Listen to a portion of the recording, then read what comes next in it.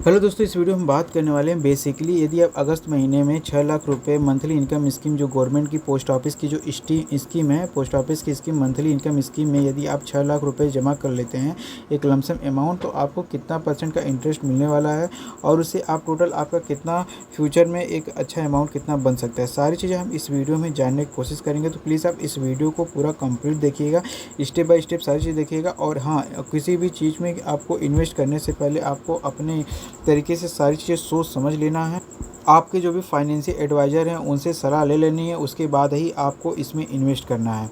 चलिए अब हम बात कर लेते हैं, यदि आप इसमें इन्वेस्ट कर रहे हैं तो जगह 6 लाख रुपए आप इसमें लमसम अमाउंट इन्वेस्ट कर रहे हैं तो आपको करीब 7.4% का यहाँ पे आपको रिटर्न मिलने वाला है। अगर हम बात करें इस योजना की, इसमें 5 साल के लिए आप इसमें इन्वेस्ट कर रहे हैं, टोटल 60 महीने के लिए आप इसमें इन्वेस्ट कर रहे हैं। यदि आप इसमें 6 लाख रुपये यदि आप इसमें लमसम अमाउंट इन्वेस्ट कर देते हैं और 7.4% का यदि आप इसमें रिटर्न मिलता है और 5 साल मतलब 60 महीने के लिए आपको इसमें रिटर्न मिल रहा है, तो यहाँ पर आप देख सकते हैं जो महीने का आपको जो टोटल हर महीने आपको जो इंटरेस्ट मिलेगा वो करीब 3,700 रुपये आपको मिल जाएगा। जो टोटल इंटरेस्ट आपको जो मिल जाएगा 5 साल में वो 2,22,000 रुपये मिल जाएगा। मैच्योरिटी अमाउंट की अगर हम बात करें तो टोटल जो आपका मैच्योरिटी फाइनल बनेगा वो करीब 6 लाख रुपये आपका यहाँ पर बन जाएगा। सॉरी 6 लाख रुपए ये जो आपका टोटल कैपिटल अमाउंट हो जाएगा और यहाँ पर इसमें आप इसमें मैच्योरिटी ऐड कर लीजिए 6 लाख रुपए और ये 2 लाख रुपए, तो जो टोटल 5 साल में आपका बनेगा वो करीब 8,22,000 रुपये आपका बन जाएगा।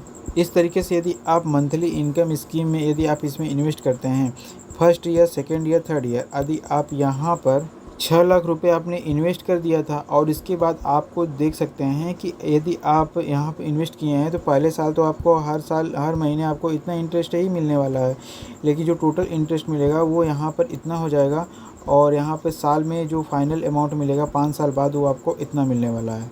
ठीक, लेकिन यदि आप 2 साल के लिए इन्वेस्ट करते हैं तो आपको टोटल इतना मिलेगा और जो 1 साल में उसके बाद 2 साल में आपको इतना मिलेगा। लेकिन यदि आप इसी को 3 साल तक करते हैं तो यहाँ पर आपको करीब 1 साल में तो इतना ही मिलेगा, लेकिन 3 साल बाद आपको करीब 1,33,000 रुपये मिल जाएगा। ठीक उसी तरीके से यदि आप 4 साल के लिए इतना इन्वेस्ट करते हैं तो आपको टोटल अमाउंट तो इतना ही मिलेगा, लेकिन आपको 5 साल बाद इतना मिल जाएगा।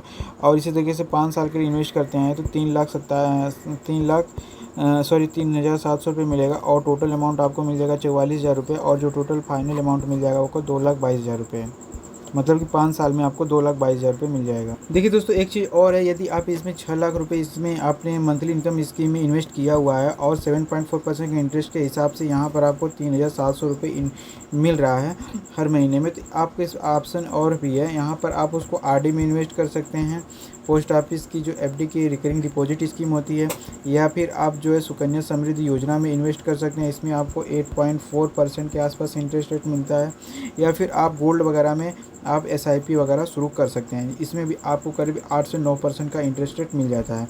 इस तरीके से आपका डबल, मतलब कि एक सिंगल इन्वेस्टमेंट में आपने 6 लाख रुपए इन्वेस्ट किया, उसके बाद आपने जो भी उसका पैसा आया उससे आप डबल ट्रिपल इन्वेस्टमेंट कर सकते हैं। तो इस तरीके से आपके पास मतलब कि कॉर्पस भी फ्यूचर में अधिक हो जाएगा और 6 लाख रुपए जो आपके पड़े हैं वो भी पड़े रहेंगे। इस तरीके से आपके पास मल्टीपल मतलब सिक्योरिटी रहेगी। बाकी यहाँ पर अगर हम बात करें, देख सकते हैं कि अगर गवर्नमेंट की अगर हम ये जो कि मंथली इनकम स्कीम जो है गवर्नमेंट के द्वारा सारी चीज़ें सिक्योर ही होता है। बाकी यहाँ पर एक मंथली बेसिस पे आपको पैसा मिलता है, तो इस तरीके से आपको एक टेंशन नहीं रहता है कि चलो हमें मंथली का कुछ पैसा मिल रहा है। रिटायरमेंट और इनकम जो आपकी फ़िक्स रहती है, रिटायरमेंट का कोई दिक्कत नहीं होता है। ठीक है, और फ्यूचर में आपकी जो प्लानिंग भी वो भी क्लियर होती है। तो फाइनली गाइस, ये वीडियो था एक एजुकेशन पर्पज़ से। यदि आपको किसी चीज़ में इन्वेस्ट करना है तो आप पहले अपने एडवाइज़र से सलाह ले लें, बाकी आप सोच समझ कर ही किसी चीज़ में इन्वेस्ट करिए।